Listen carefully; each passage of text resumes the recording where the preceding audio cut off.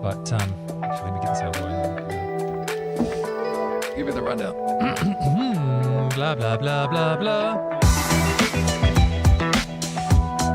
Make sure I put Tools Computer into Audition to start the show. Kia ora, good afternoon. Your short forecast starting with Northland to Taranaki, also Coromandel, Bay of Plenty, and the Central High Country. Few showers today, rain setting in tomorrow morning, localised downpours. Thunderstorms also possible, Auckland and Northland, easing to west tomorrow evening. Now, if you live in the North Island and you didn't hear your location before, then this one's for you. Periods of rain developing tomorrow morning with possible heavy falls.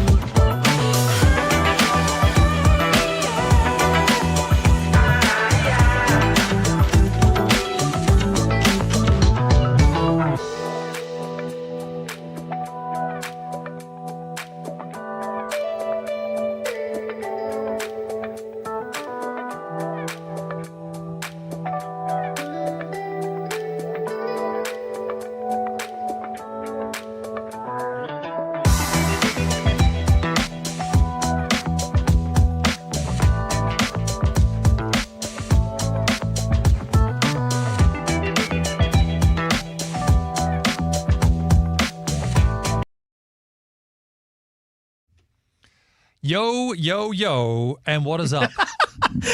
What a way to start. My homies. Do you like that? Yo, yo, yo. Yo, yo, yo. Welcome to Trend. Keeping it real. Welcome to Trending. Welcome back. I know we were deeply missed last Wednesday, but stuff and things conspired. But nothing can keep me away from you for too long. Don't you worry. River deep, mountain high. That's how much I love you. So back we are, going through news headlines and having an otherwise glorious time. So thanks for joining us, carving out a little bit of your Wednesday arvo. And many are happening. Many are happening to discuss. Do you have a particular favourite you're looking forward to, Josh? I'm looking forward to this immediate story we're about to go in first up. It's just interesting. Interesting for sure. Yeah. There's been a lot of discussion around... Am I giving away too much if I say the broader topic is billionaires? No, I don't That's probably think fine. so. A lot of discussion around that, particularly in the US right now. In fact, it does relate to another story a little bit later on with people. More billionaires. I apologize. There's a little bit of in-jokes going on, or rather, what do you call them? Insider language? Insider references. I mean, look, this is the pre-show, so maybe you get a little bit of a that's true. extra insight because you joined early. Yeah. But, well, all to say, I think there's a lot of discussion around this. I saw a really cool video today from a guy by the name of Konstantin Kisin that was talking about why billionaires are so topical. I might even refer people onto it when we do the show, if I can track it down in between. But very interesting, just saying the topic of billionaires is really more relevant to the discussions of whether or not people feel like they are locked out of the system. So the possibility for you to buy a home and start a family and those sorts of things, and whether or not you think that's something that's possible or otherwise. I mean, it's an oft-made point, but that boomers talk about the fact that kids these days are spending all their money on avocado toast, back when, they could also buy a home that was only, say, 3 or 4 times their annual salary. And a family member of mine was talking about some other relatives and discussing financial challenges, and they made this comment about, their mortgage it's like $3,000 a month. And I'm like, yeah. Pretty typical. That's about right.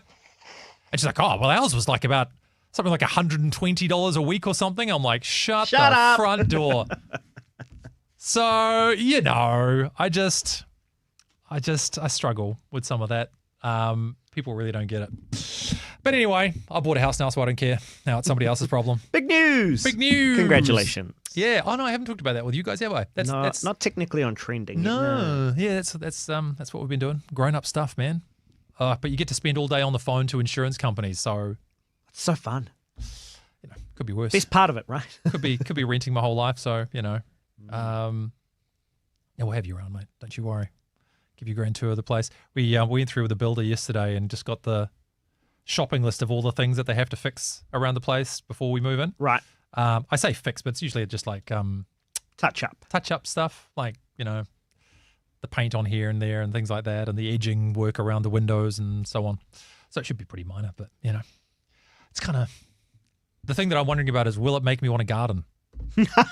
Seriously, because I've known people who get into gardening and I've never been able to understand it, and I've always lived in apartments. You've never had a garden to get into? No, hell no. Always seemed like a pain in the butt to me. But now that I'm actually going to have an outdoor area, will that change my outlook? I think it will. Maybe we'll get people to text in their thoughts. I don't think you'll become somebody who grows their veggies. I think you might say that, but my wife was yesterday discussing not so much veggies, but fruit trees. Do we need to start growing fruit trees? Okay. I mean, that'll take forever. That's a good point. Because the great thing about it is I can have the appearance of doing stuff, but actually not doing anything for multiple years and say, well, I would, but we're trying to grow these trees. Well, it's just being patient. Anyway, shall we do a show? Let's do it. Here we go.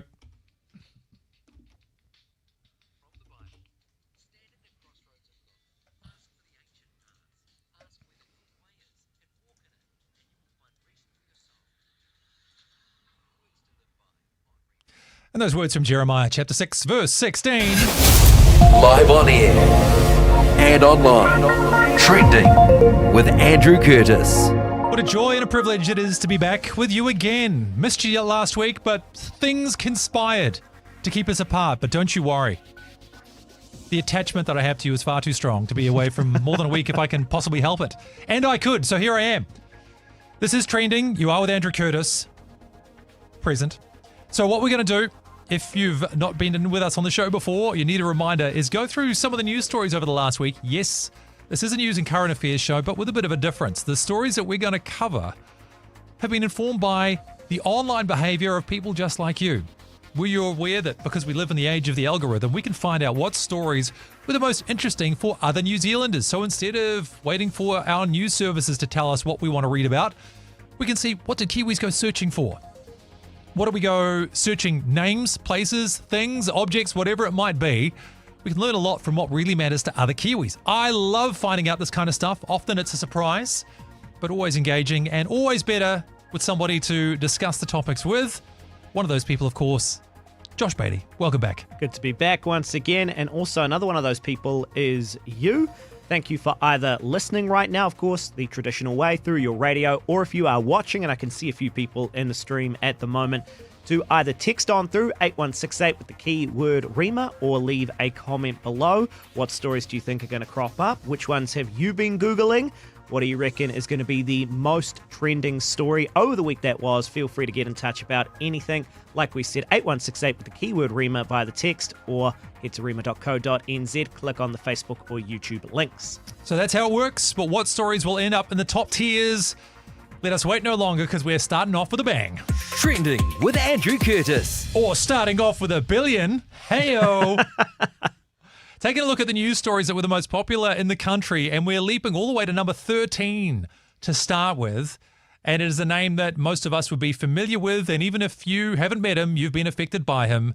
Ladies and gentlemen, Jeff Bezos, number 13 in the search terms this week. Mr. Bezos got married. Aww. Isn't it nice when a billionaire finds love? Oh, finally. Who would have thought as a billionaire that you'd find a woman who loves you? Must be so hard. So cynical. So alienating. So difficult. Nevertheless, yes, he got married to Lauren Sanchez, and boy, oh boy, Did this provoke a lot of discussion? Now, you're discussing in the pre-show, by the way, which starts up before the radio show goes live on our YouTube and Facebook live streams, that billionaires in general have been a hot topic of discussion. And, well, without giving too much away, we might be circling back to this topic a little bit later on in the show in a couple of different ways. But Jeff, in particular, getting married in Venice, well, he raised the ire of a number of people. He did indeed. Let's just say lavish was certainly a word that could be used. By the way, just noting, Tim has got in touch via the stream to say, hey, fellas, G'day, mate. let's turn the radio off and watch online because of the lag. Not too sure what the lag was, but first time watching through. Hey. So, hey, good to have you with us. Sorry, Tim. Yeah, Tim, good to see you, mate. You know, metaphorically speaking, we can see you now. The point is, we're not spying on you via your webcam, so just relax. Shh, Andrew. Sorry. There is some news coverage of this that we're going to get out of the way first and then have a wee discussion. But I've come up with a question that I'd love to ask people as we start off today. Yep. If you had the chance to go to the Bezos wedding, would you have attended? Keep that in mind because, well, let's just say being seen at the wedding was an unpardonable sin in some people's eyes. First up, this is what NBC had to say about Jeff Bezos and his wedding to Lauren Sanchez in Venice. Tonight, Lauren Sanchez is now Lauren Sanchez Bezos, according to her new Instagram post, sharing a picture of the beach. Really? I mean, wouldn't you just go with Bezos? Come on. Am I It's old-fashioned the for that? thing. It's the thing today. Is it the thing? Okay, fine. I mean, I did it. Couple revealing her custom Dolce & Gabbana gown, now gracing the digital cover of Vogue. Hi, Lorene. Congratulations. Just hours earlier, before changing into her wedding gown, Sanchez stepping into her own boat, a chic headscarf protecting her hair. Hey, Jeff. Bezos, dressed in a tux in the 90-degree heat, speeding down the Grand Canal in a flotilla of paparazzi and security. Arriving at the stunning San Giorgio Maggiore. Directly across from St. Mark's, you have San Giorgio Maggiore, a beautiful church on an island, and behind it, an amphitheater. Joined by some 200 A-listers, from Tom Brady to Oprah Winfrey, Gayle King, Orlando Bloom, Usher, the Kardashians, and Jared Kushner offering Ivanka Trump a hand into their boat. And tomorrow, the final show-stopping party. Saturday night's exclusive party, even more off the beaten track. It is at the Arsenale, the city's old naval shipyard, still controlled by the military, and it is incredibly hard to get to for the public, for the paparazzi, and most importantly, for the protesters. The main protest group, No Space for Bezos, has been small but noisy in recent weeks, planned their biggest day of action yet for 5 p.m. Saturday. But protests not the only distraction. A bald Jeff Bezos lookalike has been walking around the city, even waving at our camera as the real Jeff Bezos got into a water taxi nearby. But Just quickly, if he wasn't bald, could he be said to be a Jeff Bezos lookalike? Like, was that necessary? Well, previously, you know, early days Jeff Bezos, he had like the... Oh, no, he had the classic kind of horseshoe cut that you get when, you know, the hairline recedes. Inverse to your bank balance. No. In his case. yeah. I just feel like it's an unnecessary dig at the guy. By the way, the lookalike's bald, just so you know. most Venetians we met and tourists alike not all that bothered by the spectacle of the estimated $50 million extravaganza. This city is for everybody, for Bezos, for her wife, and for you, for me, for everybody, for every person. I don't see no problem with it. As a Venetian, we're not getting any kind of troubles or problems with public transport. I can get wherever I like. And these American women from Texas staying at one of the hotels hosting dozens of the wedding guests. We had some great dinner reservations, lunch spots, and then we just went to what we had already planned. And then next to us would be, you know, Jerry Seinfeld. See, it's been it hasn't ruined our trip at all. No. It's been exciting. Tom, and tonight's party is still raised. Don't really care what you have to say now. Thanks very much. Let's come back to the studio. I think the most interesting thing about that was a fantastic reminder to the rest of us that wherever there are protests, there is an always larger group of people who don't care. Doesn't matter what the topic is. There are some very upset people about Jeff Bezos getting married and spending $50 million. Personally, don't care. If he's got the money, go for your life. Doesn't bother me at all. Some people very upset at the notion of somebody having $50 million to spend on a wedding. Well, I found it interesting that, and we do have another clip if you want to play it or not. No, I'm thinking about it. So the clip we just had talked about, yes, there were protests, but all of the people they chose to talk to, every opinion given was it's okay. They gave none of the opinions that may have come from people who did say otherwise, whereas this next clip we're going to watch seems to have only the alternative view. All right, so here we are, fair and balanced. Hashtag fair and balanced here on Trending. Let's see what else we had to find with 10 News. The problem is not the wedding. The problem is the system. We think that one big billionaire can't rent a city for his pleasure.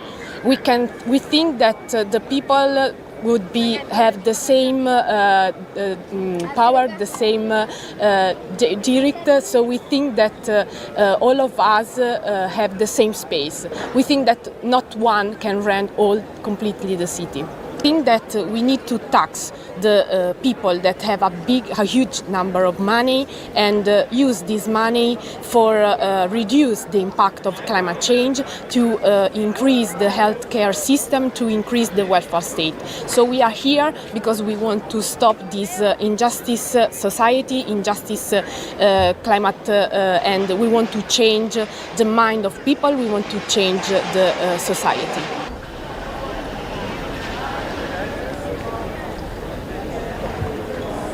I think this installation is really, really good.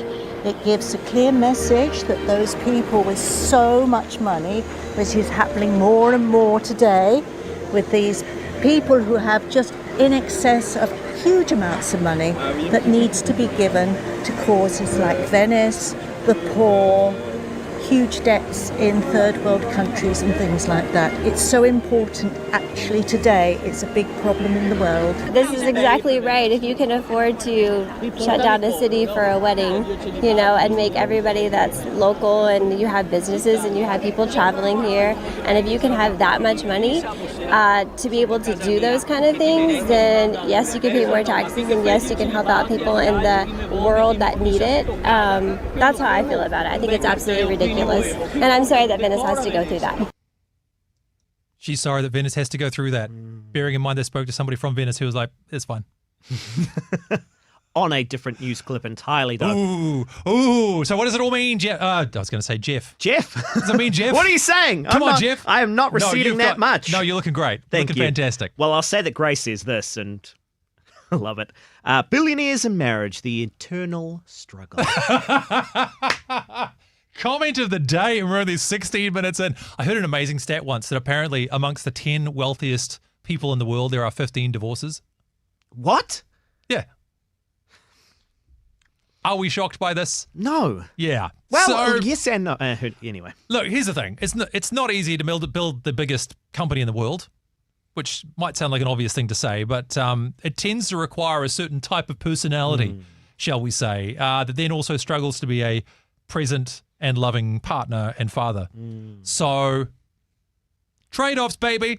Do you have any objections or concerns about this wedding and what's going on with it? I thought it was a little gross, to be honest. Yeah? It just was like, really, who cares? And you asked basically beforehand, yeah, would I want to go? Yeah.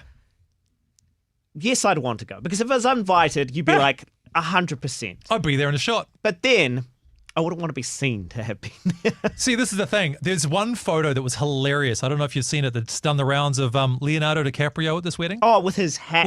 He's got this black New York Yankees cap that's pulled down. But everyone knows who it is. And it's like, bro, if you're going to be at the wedding, be at the wedding. Yeah. Or don't go to the wedding. But whatever you do, don't go to the wedding and then wear a black baseball cap and pull it down over your face. Come on. What are you doing? Yeah. It's interesting. I mean, look, relating this to the Bible, we talk about it is hard for a rich man to enter the kingdom of heaven. True. Easy for a camel to go through the eye of a needle. Yeah. How do we translate this much wealth and the display of that for nobody's benefit, really? I'll put it this way. I remember something from one of my favorite people. It's been at least 3 minutes since I've referenced Tim Keller, so I'm going to do it again now. You see, one of the problems with greed is that it's a sin that hides itself because you're never greedy because someone else always has it worse than you. Interesting. If you live in New Zealand, you are in the top comfortably 20% of all people on the planet just by rolling out of bed in the morning. And you don't have enough, do you? Think about other parts of the world. We give towards these charities. We talk about them here on Rima. Look, it's all well and good to be upset about the excesses of what other people have, but I genuinely feel like a lot of the time we're upset, not really because they're not generous, but because they just have more than us and we don't like it. Because we have more. If somebody from India said, I demand more of your money, you're not giving it to good causes, you're sitting on your wealth and leaving me to suffer. You'd be like, whoa, whoa, whoa, hey, hang on a second, I earn this money. This is my money. I'm giving what I can, but life's expensive. I'm doing my best. You're already doing better than most people. Now, inequality, massive challenge. It's one of the things that can destabilize your societies, and it's not something you can massively overlook. But at the same time, let's not pretend that all our objections are purely grounded in our care and compassion for others. Sometimes we're just a little bit jealous. Trending with Andrew Curtis. By the way, Rosie O'Donnell was not happy that Oprah turned up. Oh, I saw that. Which, by the way, is a sentence containing the names of people that I don't ever really care to talk about. You ever wake up in the morning and going, but I wonder what Rosie O'Donnell thinks about this. I wonder if Oprah's going to go. So let's change the topic entirely. We are looking at the news stories that were the most popular, either via Google searches or maybe the activity on some of our major news services around the world. And as we march through the day, remember too that you can chime in. We do want to hear from you this afternoon as well. Yeah, wonderful to already hear from Tim and from Gray. We would love to hear from you. If you are watching via the stream, just leave a comment below. If you want to watch, head to rima.co.nz. Click on the social media links for either Facebook or YouTube. If you are listening, you can still get in touch. We want to know what you reckon about all of the stories that we cover. 8168 with the keyword Rima. So now moving to the number 16 story from the Google search terms over the last week. Now this is a name. It's the kind of, it's like a Chloe Swabrick of America. Ooh. Because Chloe's one of these people who, when you hear that name, it will trigger a response, irrespective of what they may or may not be talking about. There's just certain circles that if you mention the name of Chloe Swabrick, woo, it's all on. It's like mentioning David Seymour at a, New Zealand Teachers Union meeting. Like, it's just not, you just don't want to do it. You're like, going to evoke a reaction. People are going to feel away. And so with that in mind, ladies and gentlemen, if you haven't had a chance yet, allow me to introduce you to the number 16 person on our list this week, Zoran Mamdani. Zoran Mamdani, trending here in New Zealand over the week that was. Number 16 trending, as you said, Andrew. So even though this is American politics, the mayoral candidate for... the Democratic nominee for the mayoralty of New York. Yeah. And so we're not even talking about presidency. We're talking about the mayor. And not even the mayoral election, the election to determine if you can go into the election. And so this is far-reaching already. But what do you reckon? And there's more to say about this as well, but we've got some footage to watch. We do indeed. So this guy, a Democratic socialist or just a communist, depending on who you ask, boy, has he triggered some discussions from people and many reckonings being found online. If you are like me, and one of the few people in New Zealand that actually indulges in a bit of X every now and then, the formerly known as Twitter. A lot of people sharing their thoughts on why this guy might have done so well, why he won the Democratic nomination. But Donald Trump is not too happy about it. And, well, he's certainly threatened some repercussions. So let's take a look at this report from Good Morning America. And Donald Trump's response to Mamdani's performance in the Democratic primary to become mayor of New York. To the latest on the stunning upset in New York City's mayoral primary, sending shockwaves through the Democratic Party. Zoran Mamdani was a little-known state lawmaker until recently. Now he's beaten nearly a dozen challengers, including former Governor Andrew Cuomo. Our senior political correspondent, Rachel Scott, joined us now, and you spoke with Mamdani. Good morning. I spoke to him just yesterday. Good morning to you all. He was a little-known state assemblyman until just a few weeks ago, but his victory in the Democratic primary for mayor did deliver shockwaves in a party that is struggling to define its message and a path forward. Shockwaves. This morning, Zoran Mamdani calling for a new generation of leaders after delivering a stunning upset in New York City's Democratic primary for mayor. And I think that there is a need for a new generation of leadership. The self-described Democratic socialist skyrocketed past former New York Governor Andrew Cuomo. His campaign laser focused on making New York more affordable, a strategy he tells me could be a blueprint for Democrats. I think there's a question of how we return back to what made so many of us proud to be Democrats. How do you do that? And I think it's that focus on an economic agenda, on ensuring that people can do more than just struggle. He campaigns on freezing rents, making buses free, and opening city-run supermarkets, telling voters he will pay for his agenda by raising taxes on wealthy and corporations. But that would certainly face major challenges getting approval in the state legislature. And this morning, he's also facing questions about his own experience at just 33 years old with only 5 years in the state assembly. And the experience that I show in this moment is to be able to meet the crisis that New Yorkers are facing and deliver them a new kind of city, one that is unencumbered by the old ways. In November, he'll face New York City Mayor Eric Adams. He's a snake oil salesman. He will say and do anything to get elected. Adams was indicted on corruption charges, which were later dismissed by the Trump administration. During our interview, the president going on the attack. So President Trump just weighed in and called you a communist lunatic. What do you say to that? You know, this is not the first time that President Trump is going to comment on myself. The next mayor of New York City will have to work with the Trump administration. Are you willing to do that? Will you do that? I will work with the Trump administration when it is to the benefit of New Yorkers. My approach will never be reflexive, whether in agreement or opposition, but if it comes at the expense of the New Yorkers that I'm running to serve, then no, I will not be working with the administration on harming the people that I look to represent.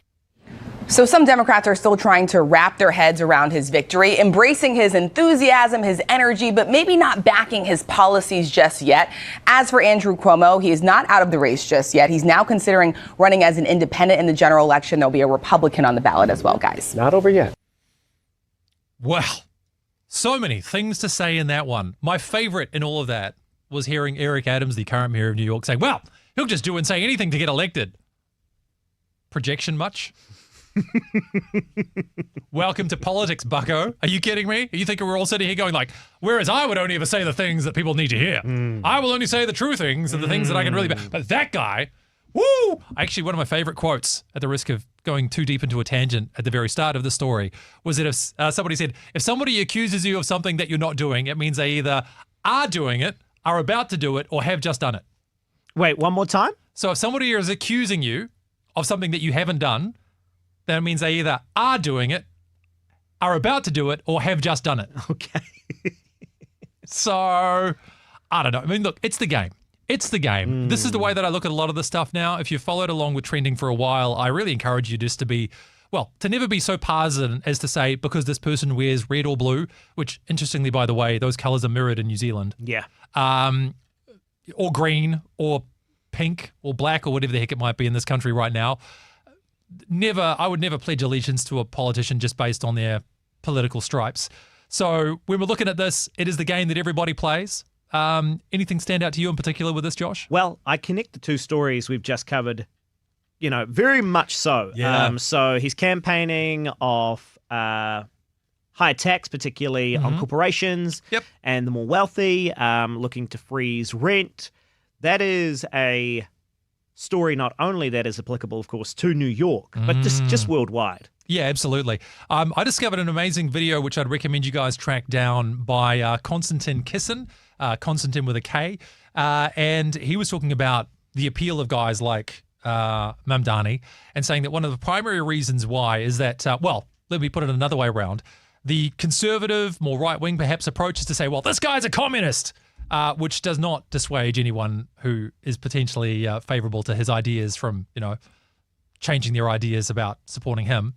However, the thing that does make an impact is addressing the fact that people feel shut out of the system. And when they see incredible wealth disparity, another guy, Gary Kasparov, who you might be aware of, was a former chess grandmaster, coming from, Kasparov, right? Coming from Russia, said that he much prefers the unequal prosperity that capitalism provides rather than the equal misery that you get from communism. So that's kind of his counter. which is fine. But at the same time, if you're looking across the aisle and seeing somebody else who seems to have all the advantages and you can't buy a home and your rents are going up and life feels more difficult, that is going to be a thing that always makes you open to the arguments of somebody like Mamdani, even though he's talking about things like, state-run supermarkets, which historically around the world have been an absolute disaster. He wants to give it a crack, but I understand why. I understand the appeal. And so it did make me think of somebody from New Zealand as well. Oh, yes? Jacinda Ardern. Jacinda Ardern. Because here's the thing, guys. Like it or not, you live in the age of media, and they talked about this guy being, young, charismatic, does very well in media. That is just an essential part of politics these days. It's just that's the game. That's the game. What did Jacinda Ardern do very well? Amazingly charismatic, relatable in the media. You can get upset about it as much as you like. Oh, she's trying to deceive people. Doesn't matter. That's the game. How was John Key so effective? Same thing. Very good in the media. Very relatable. Well, again, people always find somebody polarizing, but you see my point. This is an inescapable part of modern media, everybody. That is the game you have to play. You cannot say, well, people shouldn't care. No, maybe not, but they do. It's like people shouldn't care what you look like. It's true, but they do. Right? So this is the reality you're dealing with when it comes to politics. And again, if you're feeling the pressures of life in your own back pocket and somebody comes along, in some ways, it's a similar-ish message to the one that Donald Trump delivered when he said, hey, people out there are ripping you off and we're going to drain the swamp. And people went, oh, yeah, cool, vote for that guy. Then this guy comes along wearing different colors and says, these guys have got an unfair advantage. They're ripping you off. You're like, what? No, communist, kick him out of the country. So, it's not really a genuine discussion of the merits of anybody's arguments. Yeah, because I wonder, and before we continue, a quick reminder that this is trending.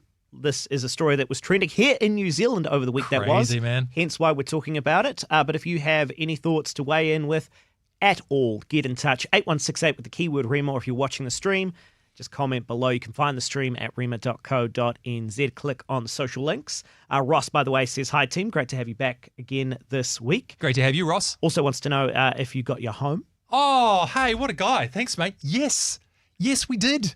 Yes, I didn't want to make the show about that, but let me just say, yes, we did. So thank you. I know we actually got some texts before from people who told us they were praying for us too, which is just, honestly, I don't know. You just don't, I know you guys love people who work here and you pray, but it's just a beautiful thing. So thank you from my wife and I. But yeah, they accepted our offer. So we had our building inspection yesterday.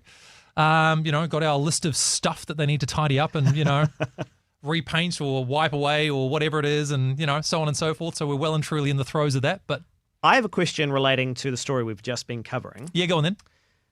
Does it feel like to you, and this may be a little bit of an extreme example, but when somebody points to somebody and says, communists, it feels now like when you bring up the Nazis in an argument. 100%. Couldn't agree more. It is a topic, it's an insult that is only an insult to those on the outside. So it's like when, again, I've heard it from, say the left in the States, they point at Donald Trump and go, you're a fascist. And then people inside his camp are like, whatever, we don't care. But everybody outside that is like, yeah, you got him. And then in New Zealand, we're like, oh, you guys are woke. And then the people inside the woke camp are like, we don't care if you call us woke. And we're like, yeah, got him. So absolutely. It feels like as soon as you go to that level, you just kind of pull the rug out from underneath yourself. Yeah. There's, oh gosh, can I remember the guy's name off the top of my head? There's a social scientist, I think it was, in the US who basically talked about the longer discussion goes, the chances of somebody making a Nazi reference is 100%. Like if you wait long enough, somebody invokes the Nazis, says, well, that's what Hitler did. Doesn't matter what the topic was. And at that point, that's your cue to step off the argument because no longer can any rational discussion be made because, of course, the only people who are like the Nazis are the Nazis. So when you start saying, well, this person wants to have state-run supermarkets like the Nazis. Yeah, okay, that's it. I'm checking out. I didn't think we'd get to the Nazis in trending today. Did you not? But, we find ourselves here, and I don't think... By the way, it's a bad thing. Don't misinterpret. Now that I've invoked the Nazis, it doesn't mean you have to go somewhere else. Like, this is still... You can stick around. We'll change the topic, shall we? Trending with Andrew Curtis. Do something entirely different. Is this a discussion of wealth and largesse as well? It's not exactly a very accessible sport for all of us, but it does make a good film, or at least they're hoping so, because at number 14... F1, the movie. Now, I would also note that trending quite a lot higher on our Google Trends over the week that was F1. I do wonder, There were some results coming out. Yeah, so yeah, people yeah. who are literally interested in Formula One as the sport. Sure. Because were there a lot of people then who had to go, oh, no, I don't actually want to know about the Formula One. Yep. But I do want to know about the Formula One movie. I had very mixed feelings about this when I heard it was in the pipeline. Okay. And then I found out that the director behind it was the same director from the Top Gun Maverick movie. Yes. Now, I'll tell you why I'm excited about this, and we're going to play a wee little clip for you, a featurette, which is a great reason for you to jump onto the stream, incidentally, because, of course, the audio will tell a bit of the story, but very hard to get across the general feeling of a movie just by the audio. So head to rema.co.nz, click through on our social links, YouTube or Facebook Live, and watch along there. But Top Gun Maverick, rather, was a film that almost seemed to harken back to the basics of good, solid, fun storytelling. Didn't have a lot of extra messaging. I'm doing in air quotes, by the way, if you listen, the message. What's the why? I said, no, it was just trying to be a good, rip-roaring, adventurous story, try against the odds, team building, conflict, and all that kind of stuff.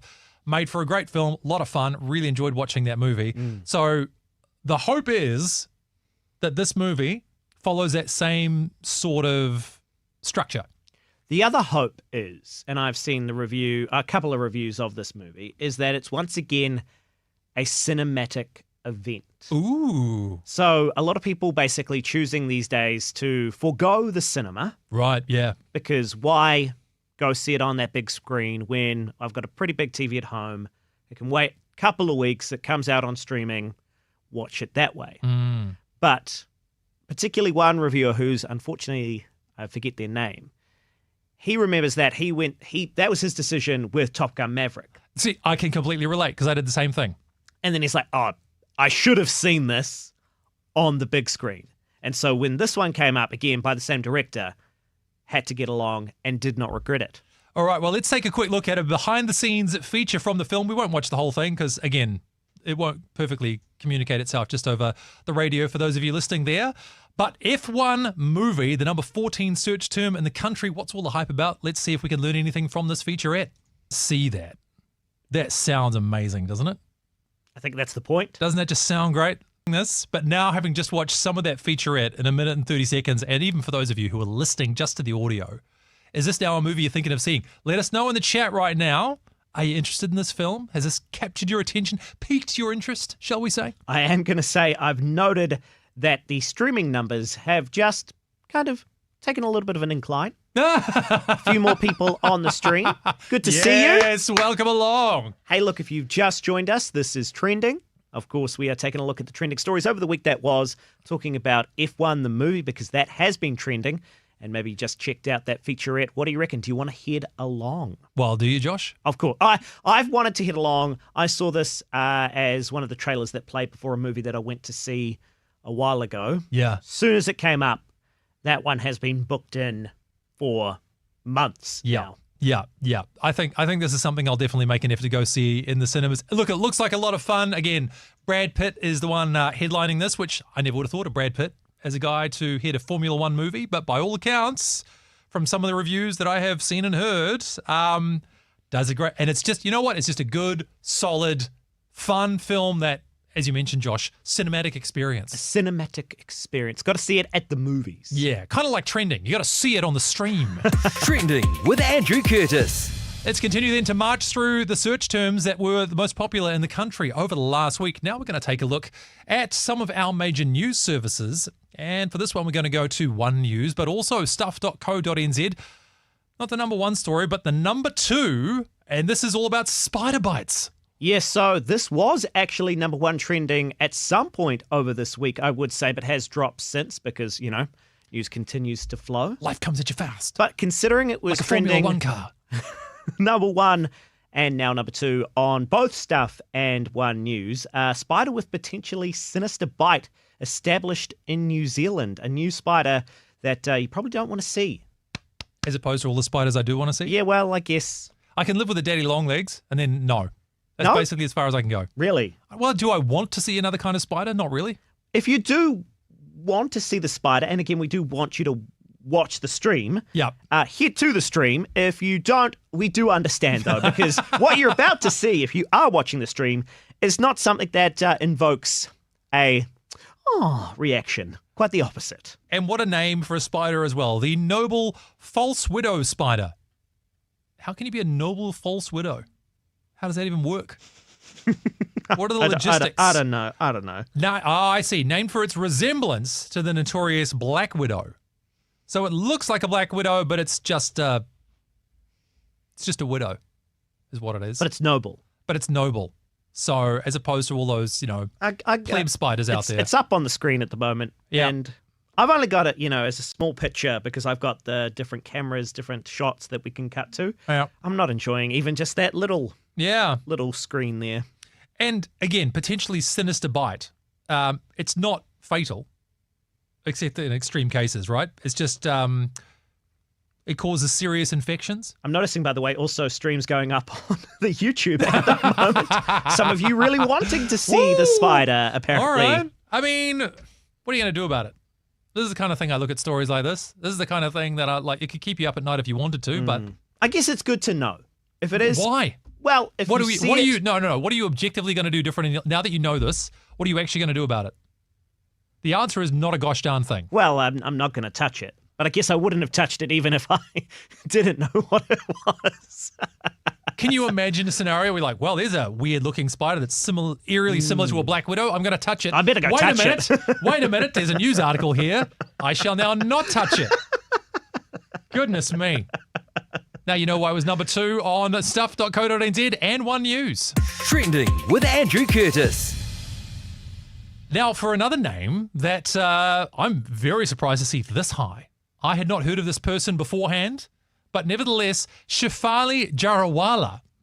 Am I saying that correctly? Probably not. But nevertheless, number 7 trending in the country on our search terms this week. Yeah, had never heard this name before, but as we were going through and prepping for trending, number 7 trending up in the top 10 was this story. Unfortunately, a Indian celebrity who has passed away under mysterious circumstances. Now, hear me rightly when I say this. One thing that I do like about this story is it does reflect to me the changing face of New Zealand. Because we've had a couple of stories in the past that have done very well in our search terms that are maybe not as Eurocentric as some of the stories that we cover can be. And of course, we know we've got a great Indian community here in New Zealand. A lot of our churches as well are kept pumping by enthusiastic members from the subcontinent. So others, of course, from Asia. We've had stories from China as well that have done very well in New Zealand before and other notable names. But in this particular case, yes, Shefali Jarawala, number 7 in the country. Let's take a look at this news story now and find out why she tragically was found in our headlines this week. Insights we are getting about Shefali Jariwala, the celebrity, is that she had been undergoing anti-aging treatment and she also had a history of epilepsy. Does that have any direct impact on her sudden cardiac arrest? Usually anti-aging therapies, they don't have any serious side effects on the heart, except if she is taking hormonal therapies. If somebody is on hormonal therapies, then some of the hormones, they can increase the risk for cardiovascular. What are hormonal therapies? What is the use of this? Therapies, some people, some ladies are getting for... I'm just going to ask, did you guys hear that bing? Because I feel like that might have been actually from the news story.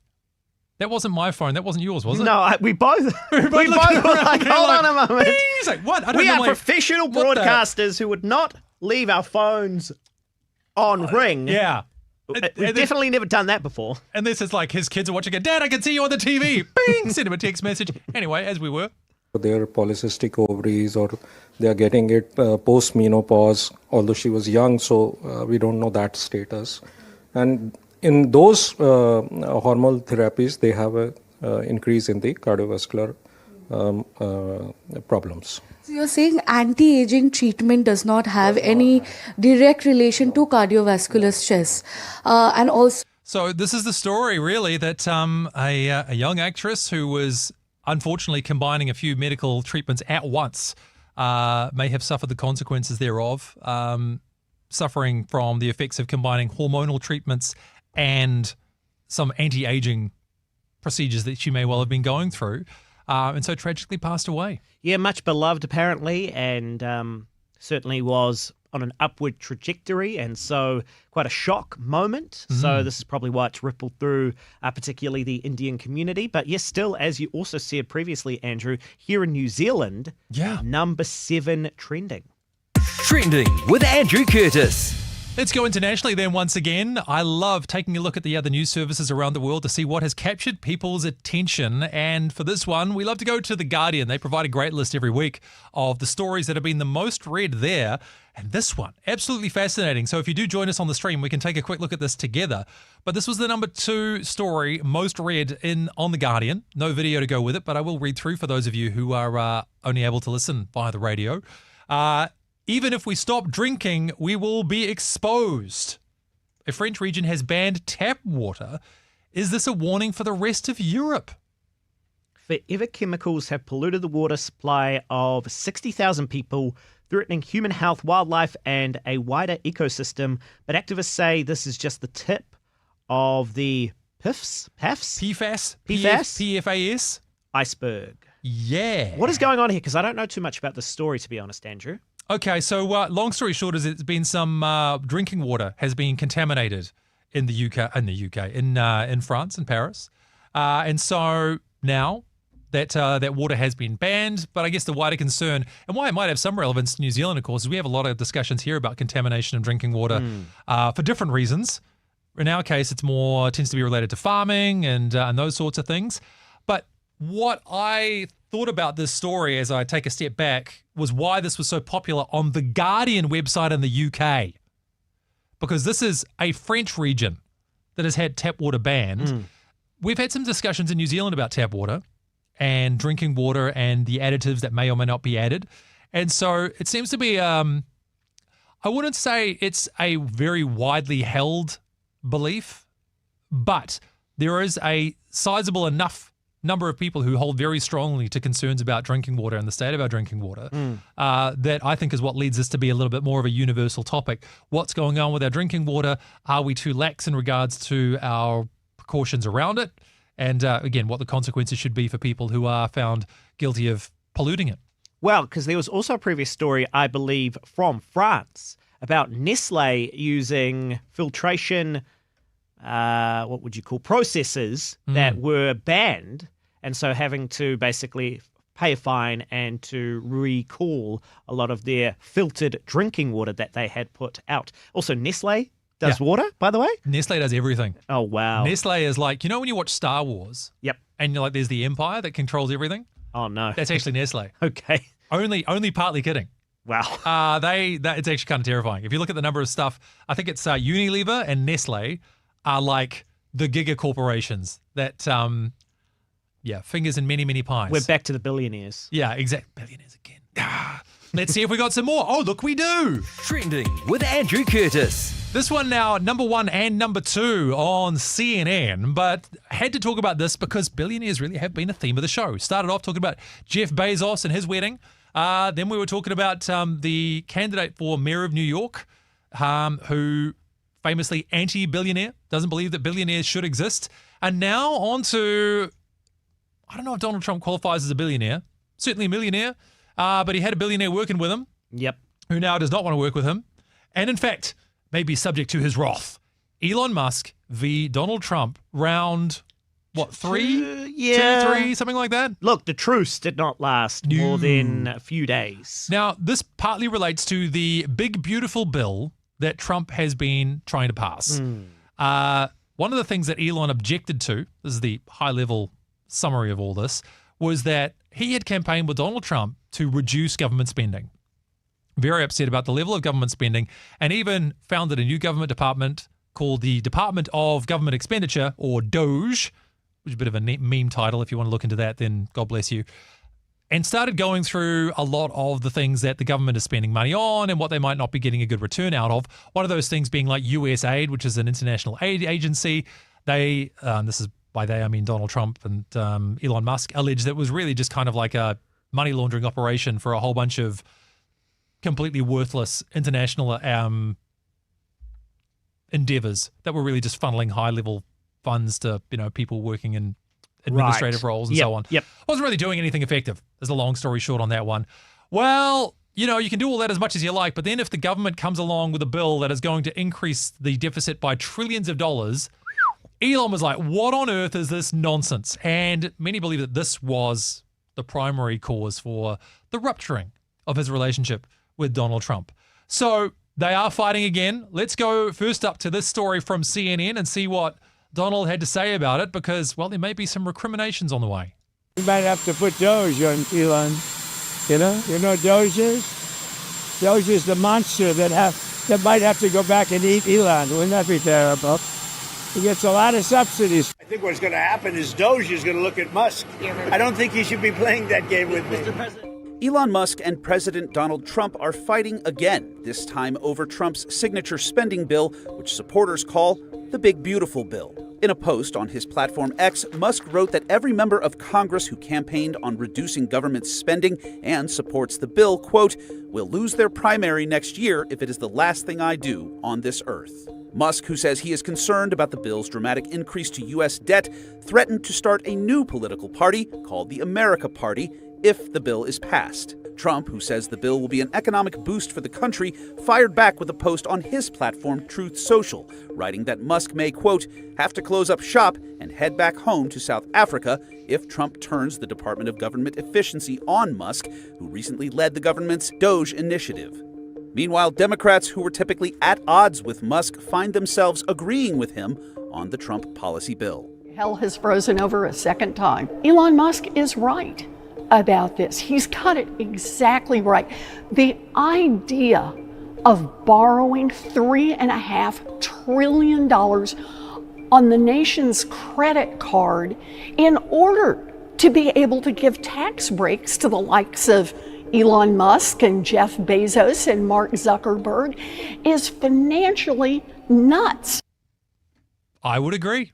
And so do many, but maybe not enough, because we did hear reports earlier today that the Big Beautiful Bill has been passed. Yeah. I did not know It was 50-50 in the Senate, and then the tie was broken by one J.D. Vance. We can never decide how to say that name around here. Broke the tie, as is the purview of the vice president in such occasions. So it has been passed. That doesn't make sense. Is that a thing? Yeah. Yep. If you end up 50-50 in the Senate, VP splits the tie. Okay. Yeah. So that's been approved. I guess, right. I guess because specifically in this situation, it is a bill put forward by the president. It's not always right. Anyway, it's just crazy. Yeah. It's wild. It's mad. And yet there it is, all been passed. And, you know, I agree in principle with something that Donald Trump had said, which ironically was a critique that had been made of Doge by its opponents earlier on, that Doge was going after all these minnows. Now, I say that relatively speaking, because they were dealing in the amounts of tens and hundreds of millions of dollars. But there are literal billions of dollars of government funding that get fired off all over the place that would be, in some ways, more logical targets for something like Doge. And it seemed to be focusing more particularly on the left-aligned, perhaps anti-Democratic Party-associated causes. Because Elon Musk does receive large amounts of government funding for some of the work that he does. You can, if you want, make an argument that it's money well spent when it comes to things like SpaceX, because they're able to launch rockets into space for a fraction of the cost that NASA can deliver. So it is actually more efficient than it is getting NASA to do stuff. But it is still government funded. It is still government expenditure. And if that's your issue, if that's the kind of thing that you're not happy about, then as tends to be the case, and we talk about this many, many times, it's not really government expenditure. It's government expenditure on the stuff that you want to spend it on that's the problem. How does this have a overarching effect, though, on the fact that worldwide we are seeing just everybody, it doesn't matter where you are, doesn't matter who you are, unless you're basically Jeff Bezos, hiring all of Venice for your wedding. As you do. And that's partly, I think, why that story was, so topical. Sure. It's hard. It's just hard everywhere. Financially, it's hard. Nobody is saying, actually, over here, it's fine. Yeah. Well, it's exactly that, though, isn't it? It's just that people are struggling. And so in moments like this, inequality is a real issue. Now, I mean, it's an interesting topic discussing the relative merits or otherwise of inequality, because again, if you doubled everybody's income tomorrow, right? If you doubled everybody's income tomorrow, even the poorest of the poor would be massively better off. The problem is the wealthiest would be even better off. And it's the discrepancy between the two. Most of our objections in life, at the risk of getting philosophical on you, most of the things that bother you in life are not really objective. It's how they compare to the other people around you. So you can be doing very well. And at the start of the show, we talked about living in New Zealand. You are already in the top 20% comfortably. Even if you are living on the benefit right now, you're still doing better than 80% of the population of the world just because you get to live in New Zealand. Your quality of life is so much better. But others have more than you. You, therefore, are very unhappy with what you have. And so this sense of inequality can be the impetus for all manner of social disruption and, it's even how revolutions happen and that sort of thing. And you talk about doubling everybody in the world's income. Yep. And then just the billionaires being ridiculously wealthy. Yep. I think that's kind of the basis of where we hear the argument that, again, I don't know how it works in principle, or actually in practice, I should say. In principle is basically taking that top heavy wealth and redistributing it at the other end. But of course, that's easy to say. Very difficult to do. Yeah, and there's a lot of fundamentals about all this kind of stuff as well. The assumption that if people have a lot of money, it's because they've earned it unfairly, that nobody deserves it, or that people who are poorer have done nothing to get themselves in that situation. One of the hardest pills to swallow in life, at the risk of really upsetting a lot of people, is that if you look at the financial spending habits of people who are not doing very well financially, they're often not good. Now, who's going to teach them? Churches. This is where we can come in. This is where we can do something. Isn't that handy? We can provide a community for people who otherwise don't have access to these kind of skills. We can not even charge them. We can open our doors. We can say, this is what life can look like if you live it in a different kind of manner. This is how your families and stuff can interact. This is what you can spend your money on. This is what you can stop spending your money on. Wow. If you don't have that, what happens? You end up in your own communities going downhill perpetually because that's how everybody thinks, right? So if you want to talk about a practical way that you make a difference about this, nobody's going to change the world by passing a bill. I don't care who you are, big, beautiful bills or otherwise.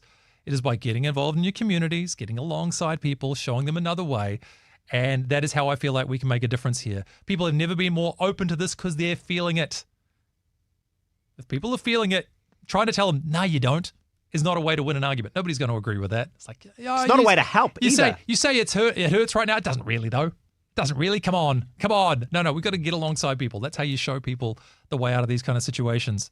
So there is certainly merit to say that people who are poorer because they don't know how to use their money as well as wealthy people. And an argument that's also been made that said that, look, if you take everybody's money and did exactly what you're saying, equally distributed it to everybody in the world, in about 10 to 15 years' time, you'd be right back where you started.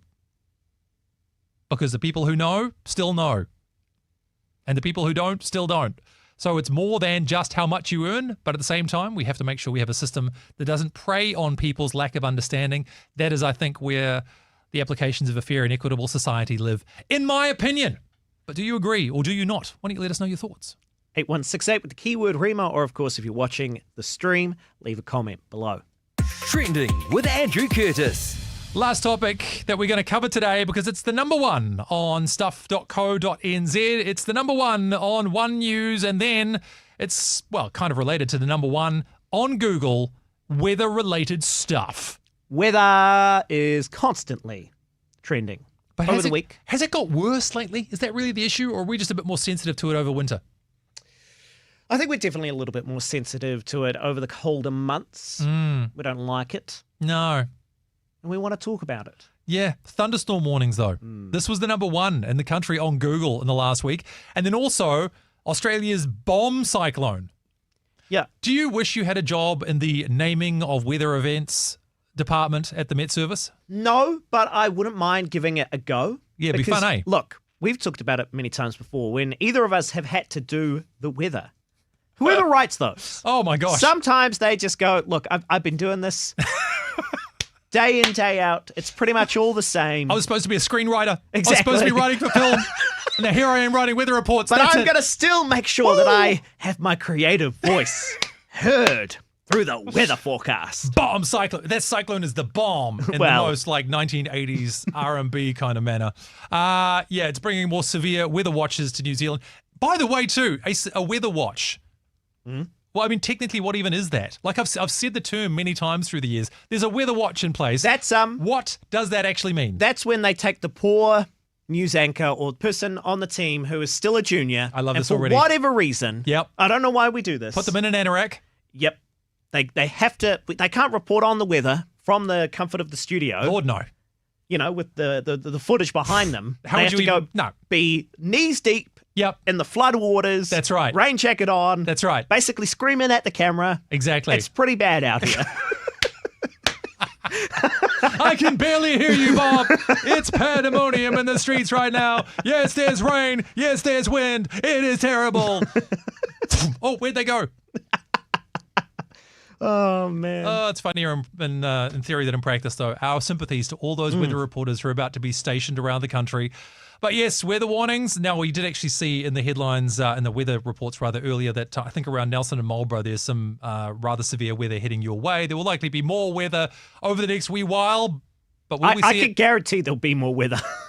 Touche. That's why people follow the show. Will there be weather? Yes, there will. Yes. Okay. Yes, Okay. yes, I thought weather indeed. was going to stop. Why is sunny also not considered weather, by the way? Like, that's weather, is it not? When people say weather, they don't mean good. No.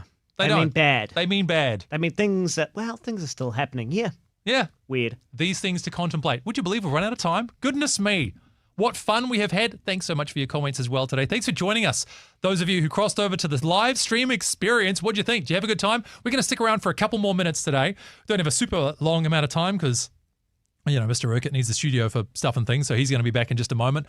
But yeah, do stay around on the YouTube Live and Facebook Live if you have joined us. We'd love to just chat with you about some of the stories that we've covered throughout the course of the day. But if you do have to go, maybe turn off your radio. Thanks so much for taking an hour to go through some of these news stories. Did you learn something new? What stood out to you? You can always get in touch on the text 8168 and the first word REMA. Otherwise, stick around on the stream. But we will see you next week between 12 and 1. I'm Andrew Curtis. This has been Trending, and you look fabulous today. Alrighty then. That is the show, mate. What times we had? Billionaire chat, baby. Lots of billionaire chat. It's always interesting to find a common thread Yeah. through the trending stories because it happens more often than not. Yeah. So anything else stand out to you from the billionaire thing we didn't get to cover? Oh, I did want to say one thing that I didn't mention earlier on with the Mayor of New York thing. Part of that whole story is also a reflection of the objectively terrible candidates that the Democratic Party keeps putting forward. What on earth was Andrew Cuomo doing within 1,000 miles of that? If you don't know who Andrew Cuomo was, he is a former mayor of New York. He was mayor during the times of COVID, is being investigated for some of the stuff that he got up to. One of them in particular being what he did around rest homes. And something to do... Now, this is where I get myself in over my head because I don't know enough of the details, but it was something to do with the fact that he effectively locked up rest homes with people with COVID and was responsible for vulnerable people being exposed to the disease because of his initiatives. Okay. And then that's actually not, well, I was going to say that's not the worst part. Maybe it is because that killed people. So that probably is the worst part. But also not good is the fact that he has ongoing sexual assault investigations going against him. How does a person, I mean, mind you, I suppose Donald Trump managed to do it. So, you know, at least it's equal opportunities for degenerates. Zing. But that guy had no business being a candidate. So, you know, in the absence of a decent candidate, they had with the other guy. I will say one fascinating observation that's been made, and the same has been made in New Zealand too, to bring it closer to home. When it comes to the support base for our dear friend, Mr. Mamdani. Cuomo? Oh, Mamdani. No, Mr. Mamdani. Who do you think he was most popular with? Young people. And what about in terms of socioeconomic status? Ooh, middle class? Rich people. What? The higher the income, the more likely to support Mamdani. What? Yeah. How does that translate? So What's the idea? One of these days, we will bring somebody onto the show called Rob Henderson, who has popularized a fabulous idea of luxury beliefs. And he said these are ideas that confer status on people while also inflicting the costs status on higher class people while inflicting the social costs on lower class people. For example, the idea that marriage is outdated is something that people in higher socioeconomic, stratas tend to say, but is not reflected by their behavior. They still marry at a higher rate. But if poorer people follow through on that advice, their lives are absolutely devastated. But of course, they are informed by those because for whatever reason, particularly in the day and age of celebrity, if they say that, unfortunately, that echoes through our culture, our society. Exactly. So the idea of being, like defund the police. Did you hear this idea? Defund the police, very popular with wealthy, well-to-do people who, by the way, lived in gated communities with private security. Do you know who got pinched by defund the police? Poor people in poor neighborhoods. If you ask poor people in poor neighborhoods, do you want less police? They would say, oh, heck no, please bring us more police. Mamdani has said he supports defund the police. Because of course he does. So all to say that it's fashionable these days to say that you support socialism, particularly if you're really wealthy and benefit extensively from capitalism. Because funny. This is the post show for Trending, by the way. If you're wondering, hey, the show's still going on, but you're not on the radio anymore. If you're still watching, which a lot of people are. What's going on? Good to see you. We're just taking a little bit of time to reflect. We've got about 2 minutes, man. Oh, okay. Well, maybe five. Maybe 5. Maybe we can stretch to 5. Oh, well, I did want to say about the wedding. Oh, yeah. The Bezos wedding. Because what we didn't really cover was, those who were invited. And just what it meant to show up to that wedding. And do you think any of them actually know Jeff Bezos? No. Right. Like, do you think he's hanging They're out with not the Kardashians? They're not having him over. Yeah, exactly. Come to the family barbecue. Right. Dinner in the Hamptons or whatever the heck it is that people like that tend to eat. Orlando Bloom? Yeah, apparently. Yeah. What's his name? Football guy. Beckham? No, American football. Tom Brady. Tom Brady was there. Yeah. Flying solo too, by the way. Yeah. That one actually, weirdly, and I don't know if this is just me, that was the strangest to me. Really? The Tom Brady one? Because he just seems like an every guy. You reckon? I know he's not. I know he's a millionaire. Multi-millionaire. Yeah. Yep. He did lose a lot of money on FTX, though. So, maybe he was a multi-billionaire and now he's just a millionaire. It's probably because the sort of culture that he gained celebrity in. Oh, yeah, fair enough. Is the every guy. Yeah, fair supposedly. Enough. Okay. Yeah, I was thinking, somewhat devilishly, if you were a single guy, what a party to get invited to. Well.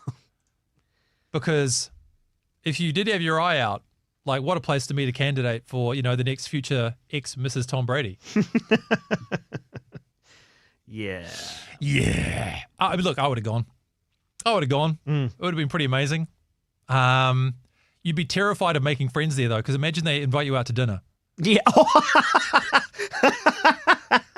You'd be like, ugh. You'd really have to do that. I forgot. We get burgers and fries, right? Yeah.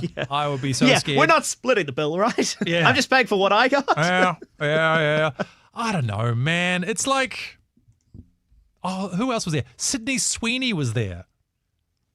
What's she doing? Does she know Jeff and Lauren? No, but she's a big name right now. Yeah, but it's still like, I don't know. I guess that's the game. Ooh, touche. I don't think so. Well, I haven't seen his name written down. No, neither. So I wonder how much, it's a mutual celebrity, perpetual celebrity factory, isn't it? Okay. Like, you invite people because they got a big name and then they got a big name so they come to your thing. So everybody potentially goes, gets elevated through the whole thing. Well, we didn't talk about the fact that, how long do we have? But About he 1 got minute now. $5 million worth of gifts. What would you get? Oh, that was a missing question. What do you get a billionaire? What do you get Jeff Bezos as a wedding present? What do you get him? A sense of perspective. As a wedding present. Amazon Prime voucher? He can get what he wants. Does he have, how does that work from him? Does he just have like an infinite expense fund account for like Amazon? Like, surely. Because one of the weird ironies of life, the Bible talks about whoever has more will be given. The Matthew principle, it's been referred to by some. That is kind of what this is. The irony of wealthy people is that wealthy people get given more stuff. It's just a thing. I didn't say you have to be happy about it. It's just how life works sometimes. So, yeah, I don't know, man. Yeah, What most did you of the things that we bring up, I think, on trending, we're not saying you need to be happy about. You know what I get him? What? His and hers named All Blacks jerseys. Who else is giving him that? Hey? To remind them they're now on the same team. Missed opportunity, Jeff. You could have had one, but no. You're like, I don't invite nobody from New Zealand. Well, fine. Who would he invite from New Zealand? Jacinda Ardern. Really? Gotcha. Oh, absolutely. Are you kidding me? She is so popular in the US. That's true. She That is is so true. popular in the US. Maybe Peter Jackson if he's a Lord of the Rings fan, but I feel like that moment's kind of past. Yeah, no All Blacks. Nah. Like, would actually. Unlikely. Jacinda would be my big call. But that is all for today. Guys, thanks again. Love doing this with you. Thanks for being part of everything. Share through some thoughts. We're about to bail in the studio, but text them in 8168 with the first word Rima. Anything else stood out to you that maybe we should talk about for next time around? But that is all. So, yeah, been great. We will see you again next week. That is trending. You're the best. Bye.